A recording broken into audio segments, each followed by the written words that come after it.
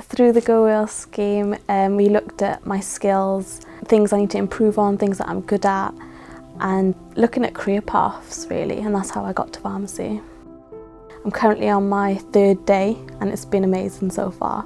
Everything about it I really like. I've learnt how to pop pills in trays for patients that have their weekly medication and their monthly medication. That's been quite fun actually, because I never thought I got the chance to do that. But on my 3rd day in, I've learnt so much, more than I expected. I feel like a lot of people in university, they come to university, they have this idea that, oh yeah, I want to do this and this and this, but when it comes to actually doing it, it's not the same.